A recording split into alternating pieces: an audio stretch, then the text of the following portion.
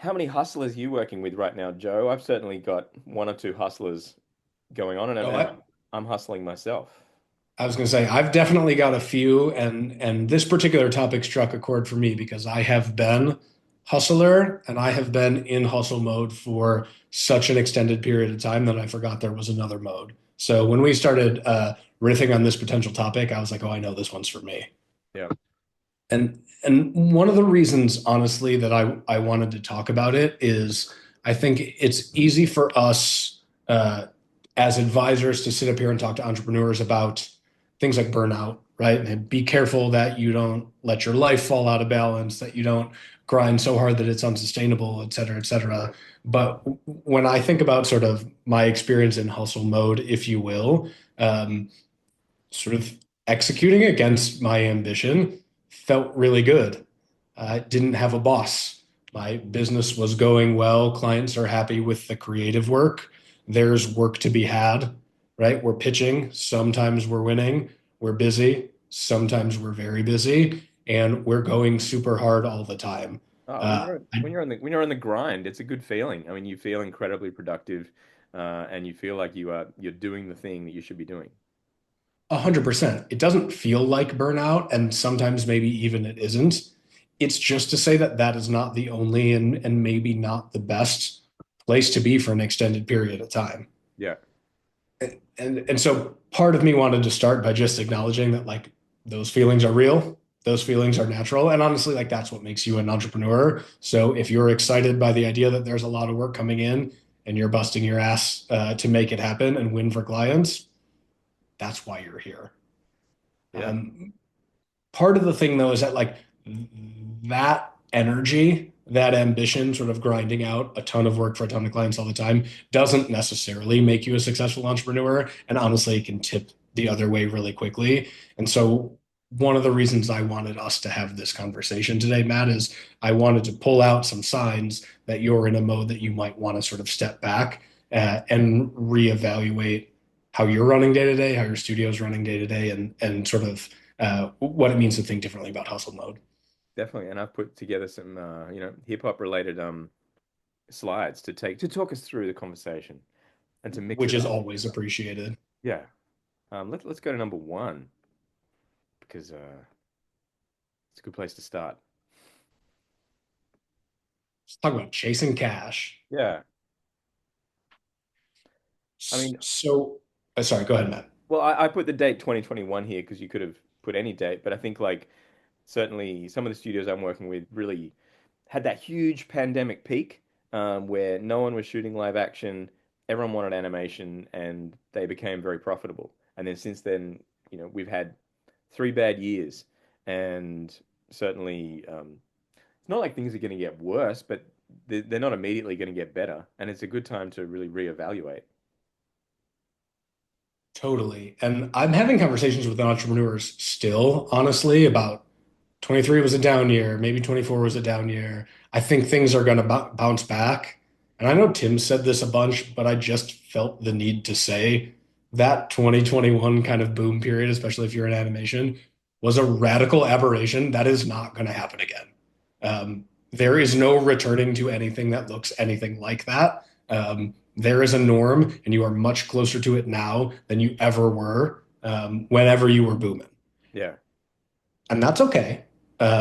So one of the things I wanted to say too is like when you think about sort of this idea that you're hustling for cash, maybe your overhead, maybe your payroll's super high, and you're kind of on that churn and burn cycle of making sure that your receivables are feeding all your overhead and all of these things. It happens. It's okay to forgive yourself for maybe over investing. Could be a million things, right? Could be you took a big risk and it didn't pan out. Could be you lost a big client or two unexpectedly. It could be that you believed in your heart that the pattern was going to go like this over the last few years and it just didn't. Like all of that stuff is okay. And also, I think if that's the mode you're in, you need to get to a place where you're asking yourself, what can I live without? Because I just don't see another big old droop in the economy and in the work for our particular industry anytime soon. Yeah, it's a bit of a ways of working moment, really, when you go, what is the 2025 way of working? Um, and looking at, do you have to reshape? Do you have to be creative with your workforce? We've certainly got some people who are discovering the joys of working 4 days a week, or asking people where they are at and do they want to be there every day? Are there ways that you can change how people work that might work better for their life, and mean that you can keep people, um, rather than just put a big fat red line through things? Yeah, I want to talk about that a little bit more, Matt. I think that's really, really interesting. I've seen some studio owners with a lot of success just kind of talking openly with their people about how much is the appropriate amount for them to work, how much can we afford, and how much do you want to? I know when I was running my agency, I was desperate to make sure that all the people I was employing were sort of like staffed up at 5 days a week, and I was giving them full-time salary jobs. I felt so accountable for their well-being that I was obsessed with making sure we had enough revenue to keep everything going at all times. Mm. I think that 100% of the time, that's not necessarily the case. Like you said, some people like working 4 days a week. Some people might prefer a more flexible schedule. Some of your full timers might like being freelancers. When we're talking about reshaping the way you work, and sort of like not not living for payroll anymore, two things are true. Um, One, you have to make the hard decision. You have to decide what you can afford, and you have to make sure everything that's more than that no longer exists. Like you don't get to not. And also, it doesn't have to be the worst thing in the world. Mm. But it is going to come back to you being a boss and looking at what's affordable and what isn't. And being able to have that conversation, having that conversation earlier rather than later is good. I mean, it's never a fun conversation to have, but if people are aware of what your state is, it's a lot better than being in some sort of constipated fugue and sitting there silently with that bomb inside you going, oh my God, no one knows. Because, and you can't tell anyone, but you've got to start the conversation somewhere. Oh, I know that feeling. Yeah, 100%. And I think like part of that's just a reminder, right? Like, I don't know, the difference between you and the people you employ is you're the boss, right? You Yeah. started a business because you have an appetite for risk, and you started the business because you have an ability to deal with hard things. Yeah. Like, and this is the hard thing. And the other thing that I've found when I'm sort of talking with entrepreneurs and asking about ways of working, I just think there are so many things we can live without we don't think about. Like Yeah. we can talk about tools all we want, but there are a million things that you're paying for that you might not have to pay for. And it's just as simple as asking yourself, what happens if I don't have this? Yeah. No, I think I mean, that's happening in our personal lives as well. When we've got so many subscriptions to so many things. Um, And I think, this sort of gets when things are getting stuck around you. Obviously, I was trying to find a picture of bottle of a champagne cork stuck in a bottle or a good bottleneck, but I didn't have time to go in GPT one. This one's going to get the job done. I see where you're going with it. I dig it. Yeah. Okay. Raise your hand if you're guilty of not delegating. Yeah. We've got an I excellent know this. and no one's going to put their hand up right now. Yeah. Well, fucking me. I know. I'm guilty. I'm guilty.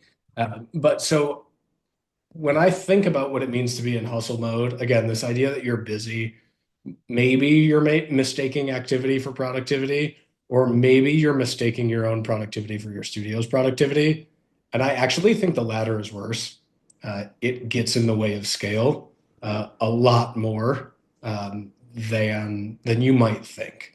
And so the biggest mindset I kind of want to address when I think about this thing we're calling hustle mode is the it's easier if I just do it mindset. I Mm, know I have historically been just sort of radically guilty of that. And frankly, it may be objectively true that it's easier for you to do a thing than for you to tell someone else how to do that thing. But what I want to communicate about that is that when you do that as a leader in any capacity, what you're communicating is that your people are not worth your time to train. yeah. I just can't say enough how problematic that is. You know what I No, mean? and then it's hard because it is probably better off if you do it. Like you're the one that's been doing this thing for 25 years, and this other person might have been doing this thing for 3 years. And so you are going to be better at doing it. But it is gonna bite you in the ass. Yeah, and Jed, your point about short term is spot on. It's an investment of your time. If you make the investment of your time now, it will pay. That investment will return later. If you don't make that investment in your time, it doesn't return later. That's literally how that works. And so I think it's really easy to lose sight of that, though, right? Yeah. And I had a thought when I was running my agency. A mentor of mine said something very, very impactful to me that I'm repeating all the time. He said, "Some work is going to leave your agency that does not meet your personal standard, and your agency is not going to collapse, and it's going to get easier and easier, and you're going to buy back your time." I think about that all the time. And we've talked about it honestly on the weekly briefing before, is like the difference between 99% and 100, or honestly, even between 90% and 100 for creatives is unnoticeable the vast majority of the time. But it's so hard to let that stuff go. Yeah.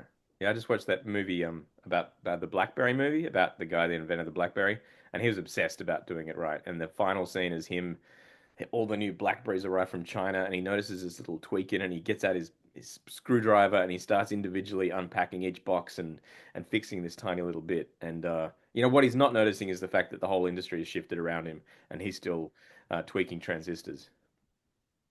100%. I think that's so apropos. And it's honestly a giant risk. Um, but like, I don't know, in the same way, right? In the same way that it's incumbent on you to make a tough decision about people, it's also incumbent on you to invest your time. No one else is going to invest their time in making people better, making processes better, et cetera. So the idea that you could recognize that you're a bottleneck and live with that isn't just affecting you.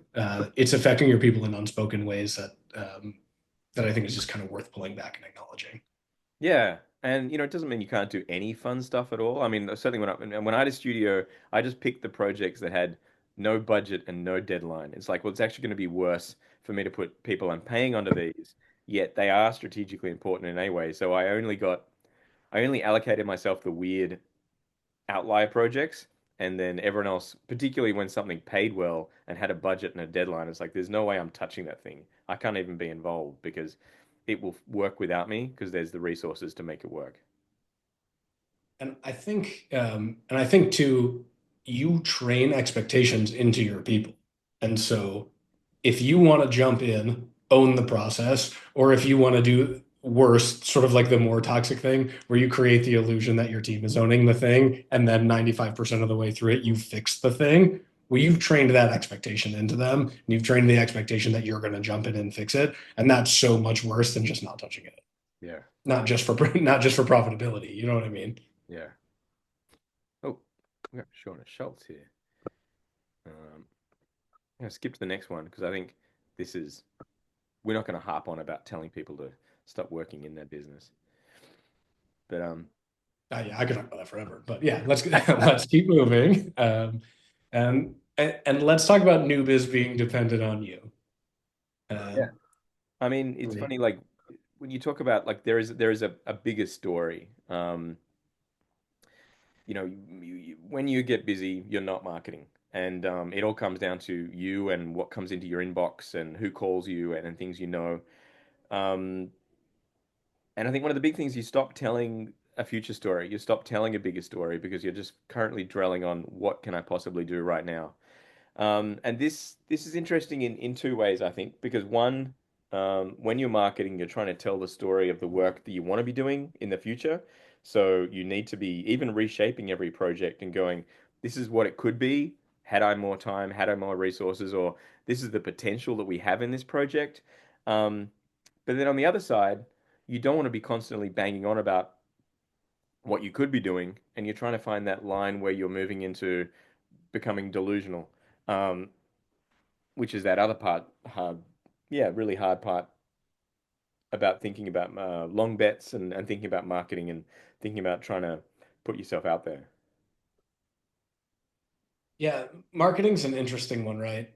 It's sort of the often the first thing to go, and it's really easy to say you're doing sales and say you don't need to do marketing. but you brought up the point. It's just like, well, who can I dial up today, Yeah. or whatever? Who can I hit on LinkedIn? Whatever the sort of current version of dial up is. But the idea that your studio has an identity and you're projecting that identity into the world is what allows you to step back from hustle mode. It's what allows your studio to become known for the thing you want it to be known for. And the second you stop doing that, the second you focus on revenue in the door versus the type of impact you are trying to make on the world and on the industry, is the second you start slipping further and further from the business you want to have. And that sounds a little bit highfalutin, but it happens really fast. You Mm. go really quickly from the studio you want to be to the one that's, whatever, sort of in perpetual grind, in a space of 1 to 2 months, 1 to 2 projects, whatever it is, um, unless unless you're pulling back and keeping that larger story in mind. Yeah, and you just look at like when's the last time I did a post, and suddenly it's 6 months, it's a year. And then within that, trying to keep that marketing, maybe you market less, but you're more strategic about how you do it. Like you need to be focusing on the opportunities that tell a bigger story rather than just here's another thing I did, here's another thing I did, where you're just posting a bunch of ads.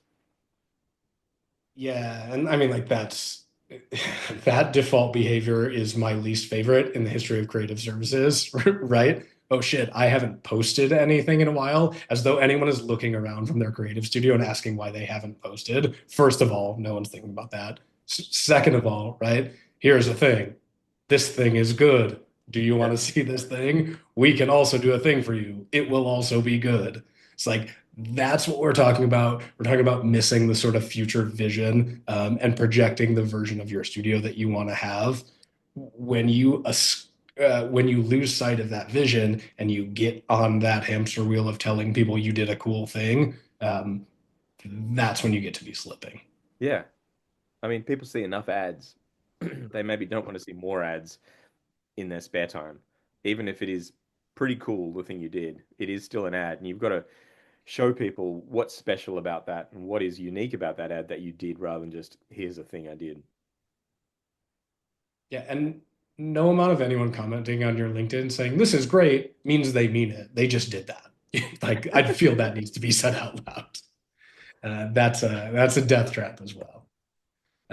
But I think that that conversation, about kind of like, oh, I haven't done anything in a while. Let me create an ad and let me share a thing I've been doing as though anyone is craving it, is really related to like our last point, and kind of our larger point, which is about being reactive and not being strategic. Yeah. And one of the signs of that is pivoting for every opportunity, right? Whatever comes in, we're going to figure out a way to do it. We're convincing everyone, who we talk to, that we have the capability to do that thing, whether it's within our core competency or not. That's a pretty early indicator that maybe you've lost a little bit of focus. Yeah, and you don't want to go broke being choosy, but you need to keep sight of what your best opportunities are and what's constantly going to keep you finding more of these things that will maximize what you do best. Yeah, it's tough. Can you take this moment, Matt, and do a personal plug for your sort of point of view on the secret sauce? Oh, sure. Um, well, I guess yeah. But my point of view is that there is a sort of work that got you excited about doing what you do, and there is a sort of work that you do best, and it's really trying to focus in on what that is. It doesn't mean that I know I've certainly been guilty in certain points of my life of picking the things I like to do the most, whether versus the things I'm the best at doing.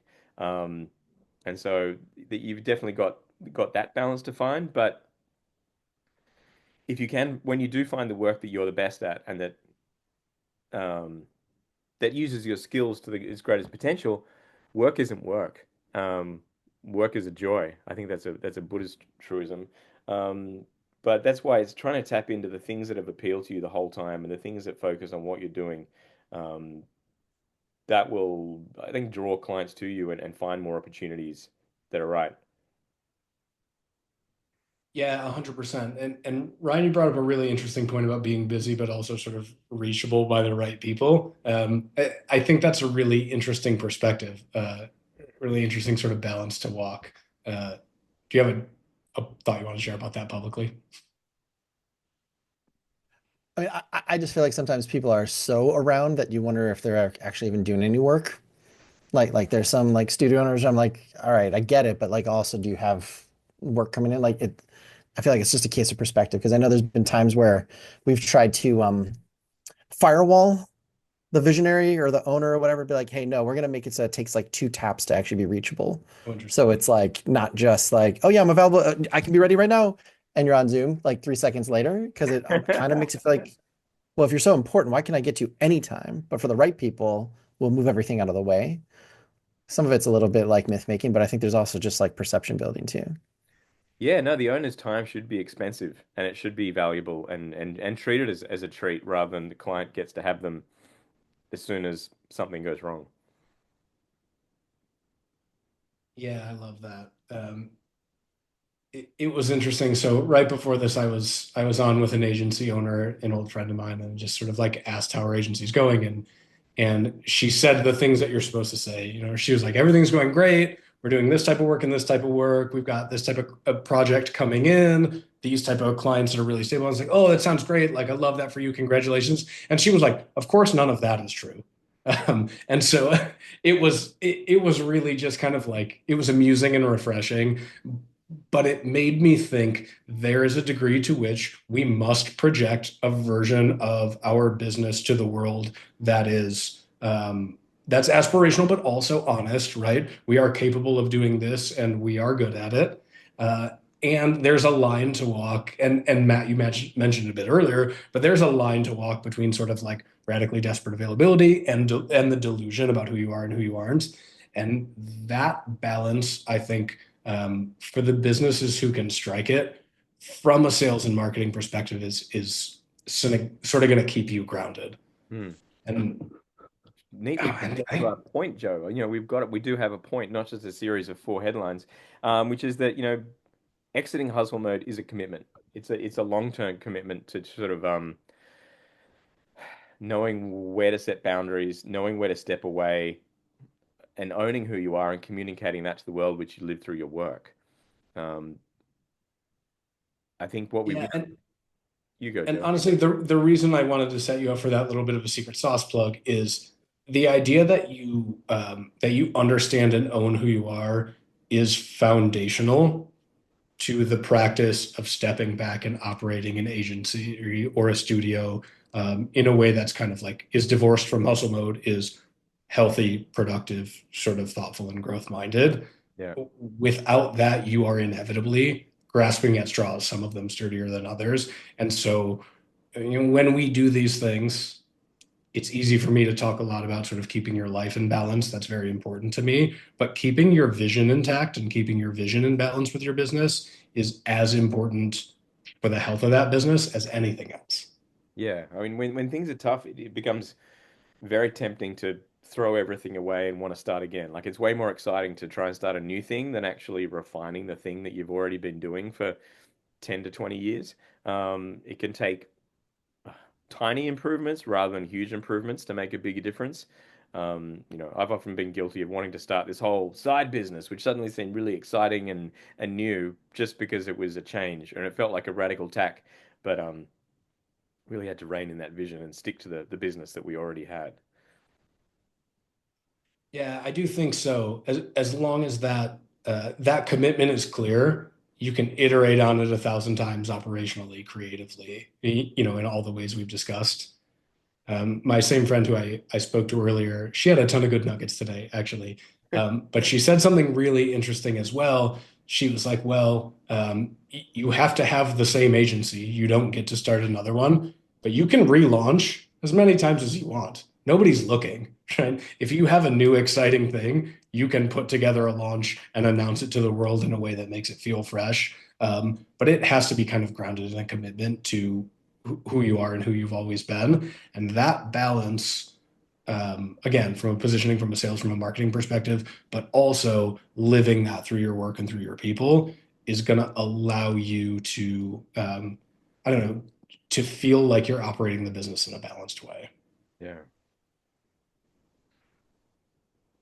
Mm.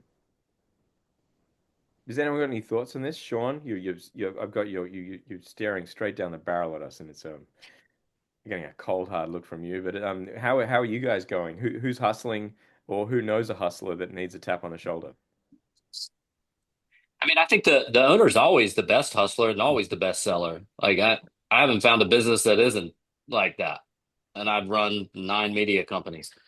So, there's you've got your A players and in media and I'm in unscripted, so it's interesting, challenging, all the things that you read about. But it really is the topic of this really intrigued me is why I clicked on was because we've been having this conversation internally with my development team. It's like, okay, look, there's very limited buyers. I mean, I really count them up as five, and we have some product at each one of them. And I've gone through and I've slimmed that team and look, this isn't my first rodeo, and cut quick and you could pick up players later on.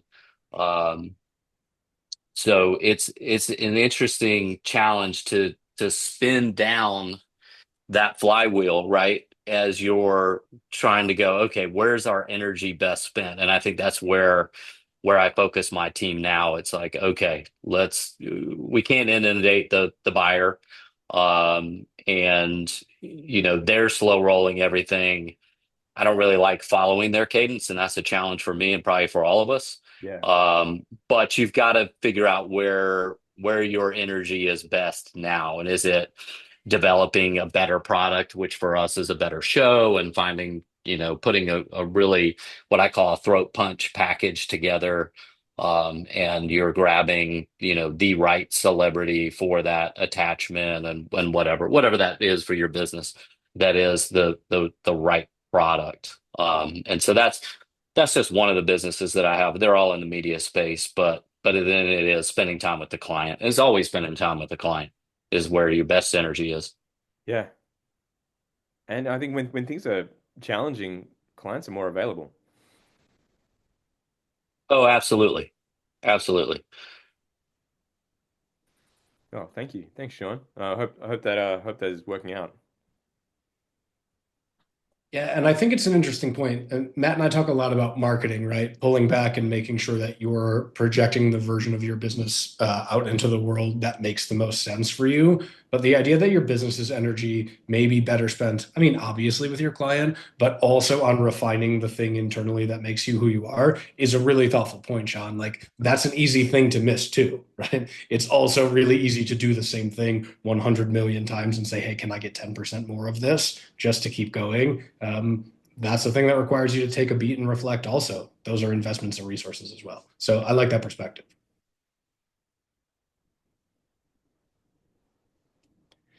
And you said something interesting, Matt, that I thought I'd offer to this group. You said, does anybody know a hustler who needs a tap on a shoulder, tap on the shoulder? And that's a question actually that I'd like to offer up to this group.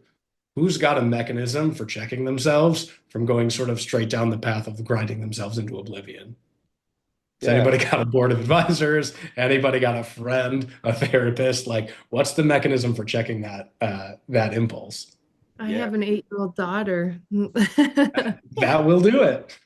She's constantly like, "You're working too much. You're not even my mother." That's the canary in the cage. We were on vacation last summer and on the East Coast, and my wife has her own business too, and I had crazy stuff going on. We were both hustling, and our kids are 17 and 19, and we sat down at this restaurant in Boston, and they said, "Mom, Dad, we want your phones. Give us your phones." So the kids were actually taking our phones away from us, saying, "You need to just sit and have dinner with us and enjoy the meal and not be checking your texts and working." So that was definitely sort of an eye opener in terms of like, especially while you're on vacation with the family, chill the fuck out. Like, just stop. Yeah. It was, Wow. it was good to see. I was proud of them. There's some good advisors. Yeah. Yeah, it's incredible. And the family is a good sort of a good form of checks and balances in that way. Um, there are other forms of checks and balances, right? There are sort of mentors, advisors, there are people you can go to. And it's not just it's not just that we advocate for ourselves, it's that we advocate for finding some version of that for yourself, whomever it is. It's rad when it's your kids. It also doesn't have to be. Just, it's such a slippery slope into this being the only thing you think about. You know what I mean? Yeah. Matt's mine. We talked today. He was like, "How you doing?" And I unloaded on him.